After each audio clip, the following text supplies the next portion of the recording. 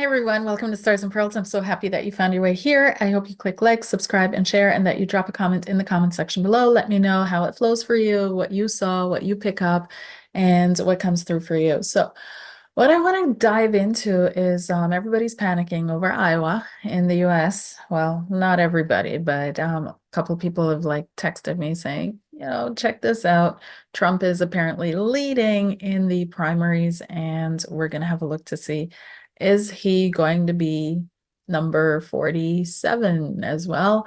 Or is he going to stay 45? But we're also going to look into what's going on in the Middle East.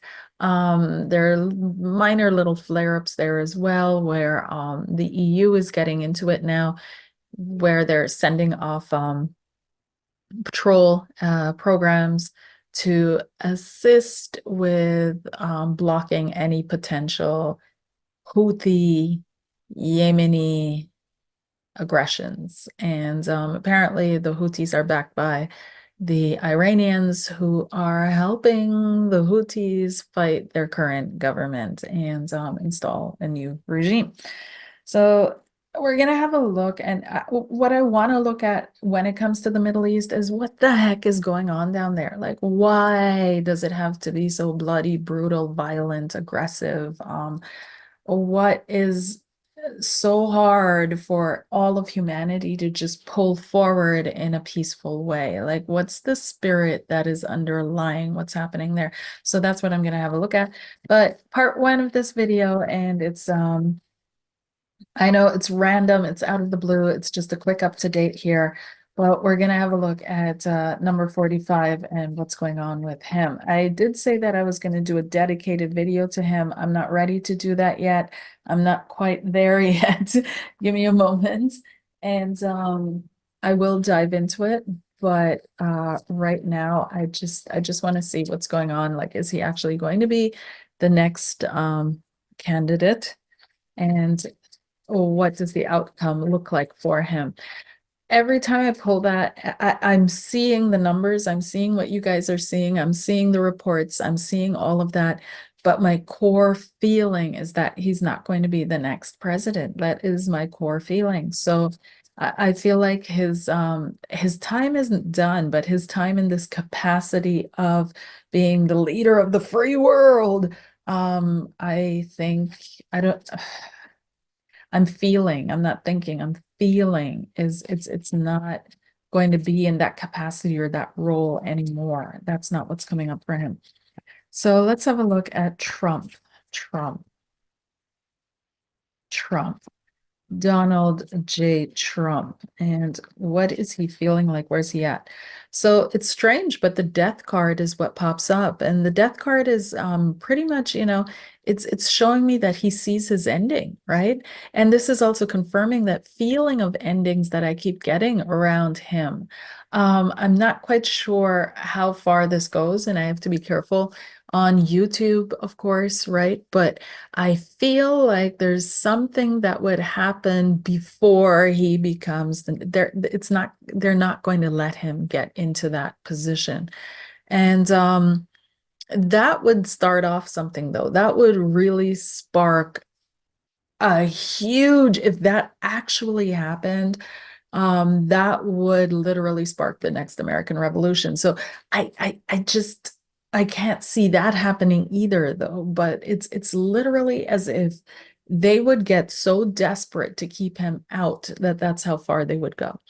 So I'm not quite, but I'm seeing that he's seeing the ending to something. There's some kind of an ending that is coming his way. I also feel that health-wise, he may not be on the up and up, and that he's looking at, how much can I tolerate? How much can I take? How much can I carry this? How much can I push forward? It does feel as if he's quite stable health-wise, but he's cognizant of his limitations, and he's aware that those limits have shifted in the last couple of years. Um, but he's a strong guy. Like he's gonna keep going for quite some time. But it feels like there's some kind of an ending that's coming towards him. Trump, Donald J. Trump. What else is he picking up on? He's staying optimistic though with the Three of Wands. He's looking to the future. He's pointing to the future, and he feels that he's been called to make changes for the future, to create a future, to focus on the future, to rebuild the American future, to be the future for the entire world or globe here. And then another card that comes out is the Eight of Swords. He's being reined in, like there's only so far he can go. We've got the Two of Pentacles. It's almost like, what I find fascinating is that there are no other candidates. What's the game plan here? Eight of Wands. He's a great communicator. He's a fantastic communicator. So hmm. And some of you are going to think, no, he's not a great communicator. What are you talking about? But what I'm trying to say is he evokes emotions. He brings topics on the table. He gets conversations going. So they see that all as a benefit, even if it might be a negative topic or it might be a negative way. Bad press is better than no press. So they see that as a positive, as in him being a fantastic communicator. So I'm trying to get comfy here, but it's another thing. Like I feel like wherever he's at, he's feeling very uncomfortable. He's not feeling comfortable with the situation. And the card that pops out the most out of the three for me out of the six, five, sorry, are these two, the Death and the Eight of Swords cards. Like there's something that is holding him back. There's something that is limiting him. There's something that is hindering him, stopping him. There's something that is still in the works. It hasn't quite fully formulated yet, but there is a communication coming towards him that's going to throw a little bit of a wrench in the works for him.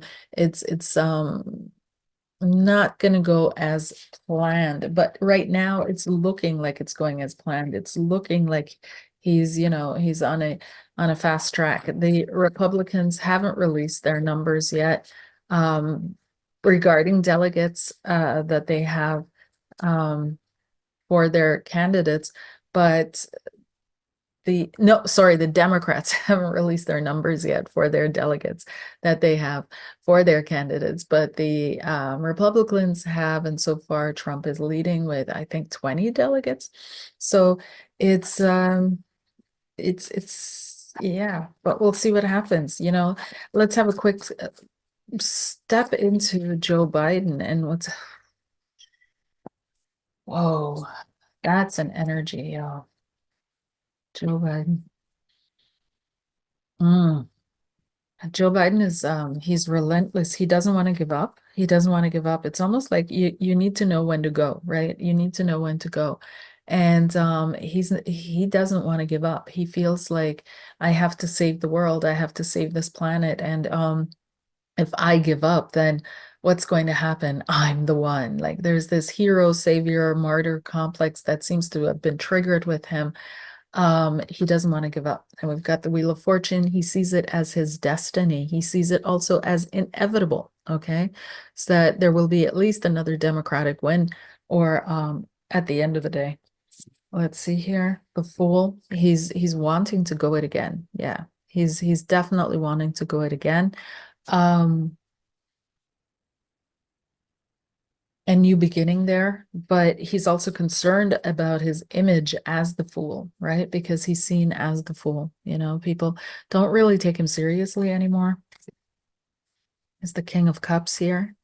He sees himself as wise, as bringing healing waters, but there's also the whole legend and lore around the Fisher King, and the loss of life force energy, right? The loss of the seeking the Grail cup there.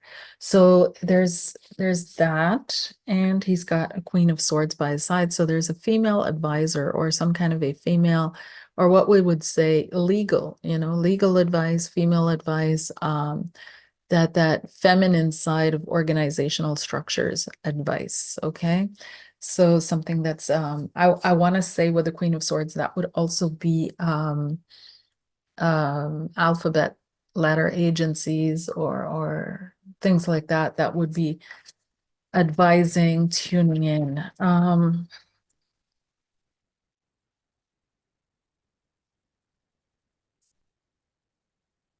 Yeah, this is a teamwork with him and the Hanged Man. They're telling him to lay low, to lay quiet, take things one step at a time. They don't want to rush things. They don't want to rush into things.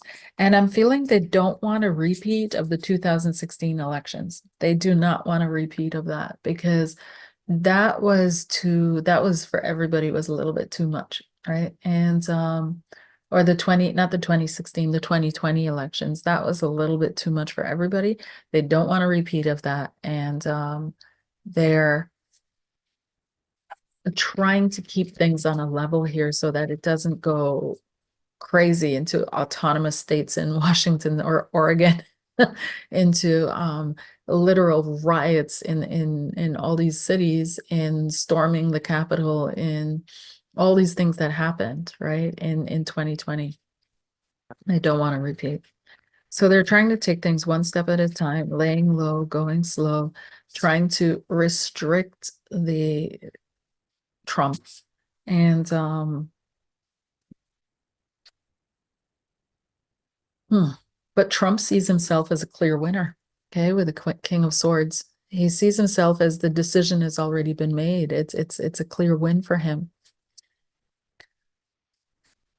That's what he thinks anyways. And you'd think, and this is what we all bring up around the US. It's so interesting because they'll they'll say stuff like, or the way they structure it's like watching a game. It's like watching a football game. All you need is the popcorn, and you've got the whole showbiz, the crap talking, the WWE wrestling style of debates. You've got like it's gotten to the point where it can't even be taken seriously anymore because the candidates that are being put up there aren't serious. And I've said this a couple of years ago, and I've said it before, that this is intentional. This is absolutely intentional.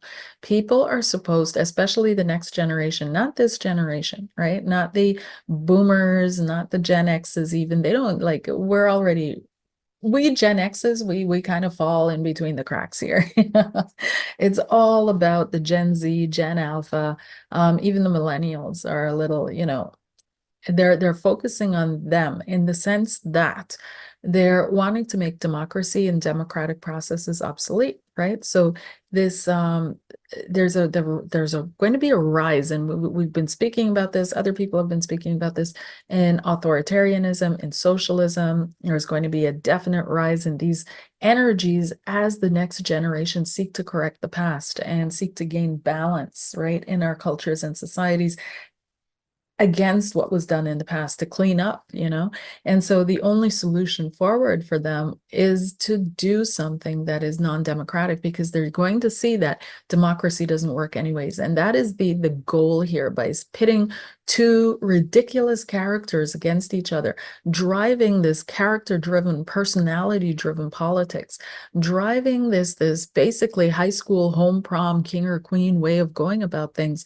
People are becoming so disillusioned, so jaded, so believing, that realizing that their votes mean absolutely nothing because votes can be bought, they can be sold, they can be, frauded, they can be faked.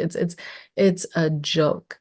And people are waking up to this and they don't want to play this anymore. So what's the next step or what's the next solution, right? And this is where these authoritarianism, these socialist streams are going to step in because people are jaded, disillusioned. They realize democracy doesn't work, communism doesn't work, dictatorships don't work. We don't want to go through all these, like ways of going about things, organizing our cultures and societies that we've gone down before that didn't work. So there is something new that is coming up, and they've already planned it out. They've already got it all down to a T in a nutshell. And basically, what they're just needing to do is us to ask for it by saying, we're tired of democracy. We need a new system. This whole thing has to come down. And then they present us with, oh, look here, we could do this, we could do that. And before you know it, whoop de whoop, and we're all in this new highly efficient, highly organized system, which will work to a certain extent and may even include universal basic income for especially those countries that are highly developed. So it's that's the direction that we're moving into. And it's we're not going backwards. We're always steamrolling forwards. Evolution, growth, development. Each generation is a little bit different than the previous one, a little bit further, a little bit more. And so this whole scenario around the elections is, and they're slowly building up again, right? So we can hear the drums rolling, is actually bred in circuses, but let's believe in this. Let's play along and see what's coming up, at the end of this year. But I can't see it being 45 again. It just no. He's too much of a wild card. He's too openly chummy with some really uh interesting characters. His way of keeping the peace, that's fine, but these powers that be also want to uphold kind of principles, in air quotes here. It's all about business. At the end of the day, it's all about wealth, money, power, status, and but yeah, with whom and how, and controllable characters, and don't be friends with uncontrollables. Like that's basically what I'm trying to say. So let's see here. Yeah, Four of Swords. So who's going to come out at the end of the year? Is Trump going to be it at the end of the year? Is he going to be the 47th president of the United States of America?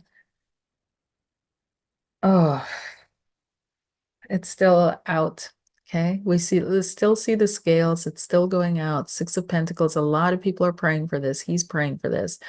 A lot of people are trying to make it happen, but is he really going to be it? Well, the first card that came out was the Four of Swords. It's not yet the time. That's what I keep picking up as well. It's not yet the time to read on him what exactly is going to happen, because it doesn't feel like it's coming together. It hasn't come together quite yet exactly what's going to happen at the elections at the end of this year.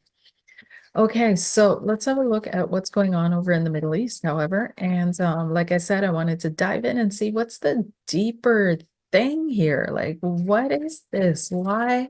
There's so many stories around the Middle East, from portals to other worlds, and even the former Baghdad tourist minister, or minister of transportation, Iraqi minister of transportation, commented on it in one of his speeches, or they were opening up some kind of a new airport or something like that. And he commented on how the Middle East, or Iraq has the oldest airports in the world, and older. They used to fly UFOs through there. And he said that in an official speech, quoting Zechariah Sitchin. I'll try to dig it up and put it in here. If not, I'll try to link it below.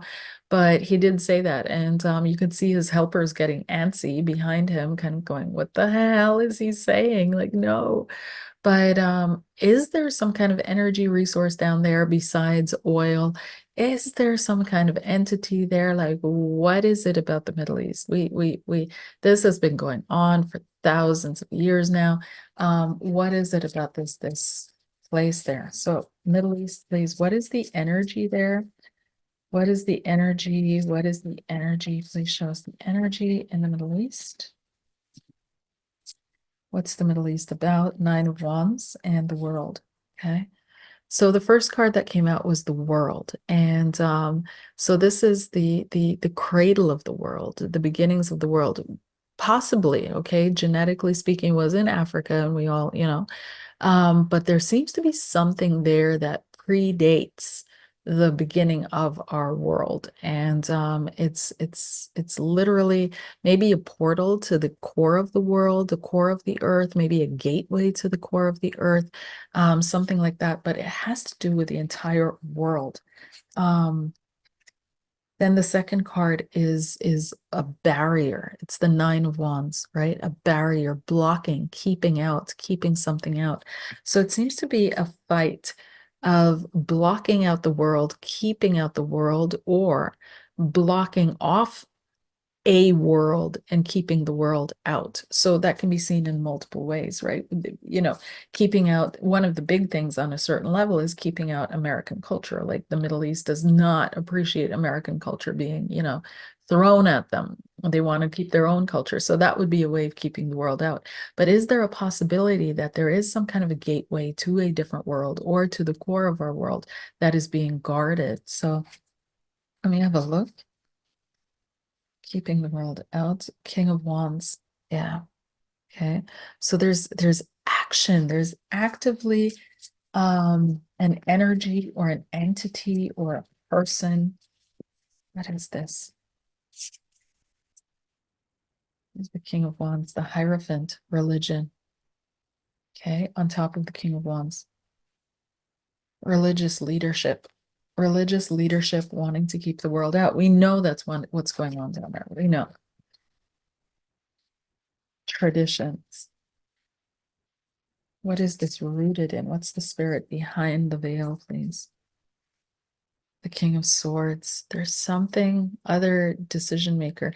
Now, the King of Swords comes from the sky, right? So rules the sky, rules the air quality. Please, more information on this King of Swords. Six of Swords comes from far away. Six of Swords has to do with travel, distances, far away, traveling. And one more. Two of Wands, new visions. Two of Wands can also be hard to visualize, hard to conceptualize. It's still in its earliest stages. And machinery, Eight of Pentacles, workings, machines, things of that nature. There's definitely something down there, you guys. 100%. Yeah. There's definitely something down there. These might be flight, vessels, craft, buildings. I feel machinery, so vessels, craft, or actual machines that they used pre the beginning of the world. But it's down there, and there's someone who founded the religion. The religion itself was probably created to veil, to obfuscate, to hold holy, because they're not supposed to look for things that are older than 6,000 years, you know, because that's when the world started for them. Like the apparently the Quran says the world isn't older than 6,000 years. So like the pyramids in Egypt can't be dated earlier or something like that, you know, like 6,000 BC before Christ, can't be dated earlier than that because otherwise it will go against their religious tenets, something around that. I remember hearing about, but the whole this whole thing, it's almost like we've got the machinery, we've got things that we don't fully understand and can't fully see with the Two of Wands, something very futuristic. We've got something travel, faraway lands. We've got a king or a ruling entity or laws that were created possibly to protect this, which led to the rise of some kind of religious order or sect or cult or beliefs or mindset, which led to the this mindset dominating the ruling energies, which led to the protection or the walling off against the world. Okay. But there is something down there. That's what I'm picking up. That's 100% what I'm picking up. And possibly the people that are down there that are doing their thing, that are protecting, that are taking care, they don't even know. They don't even know why they're doing what they're doing or that they're even protecting something. It's just, this is what we have to do to protect our country, but what's inside that country, right? So, and I'm not saying, you know, and then one thing leads to another, to another, to another, and it has this whole domino ripple effect all around. But generally speaking, the Middle East is such a volatile territory. I would love to eventually, one of these days, maybe, hopefully. I don't think I will in this lifetime anymore, but maybe travel there to feel the energy, the actual energy of the land there. I'd be interested. If people could comment and let me know what it feels like there. When you travel to different countries, the land feels so different. Like when you're in Mexico or versus Costa Rica versus the US versus Canada versus Europe. So what does it feel like? What does the land, the earth feel like there? I'd love to feel it because I can tune into it from here, but I'd like to feel it. Well, my antenna of my body is like connected to it there.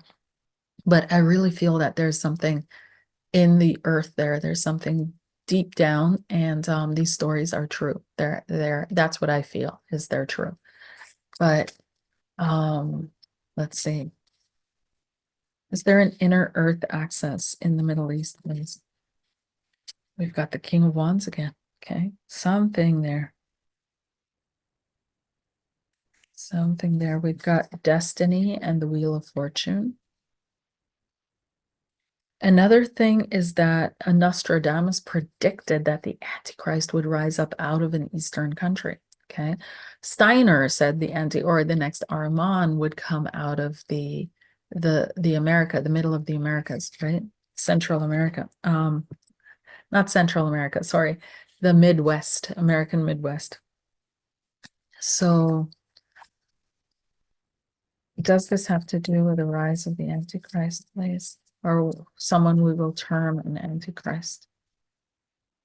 And we've got the star. Yeah, the creation of a new age. Okay. Creation of a new age. So we're seeing the building blocks, like I don't see World War III breaking out this year. But this is definitely one of the stones that have been over time been built up there to create the scenario to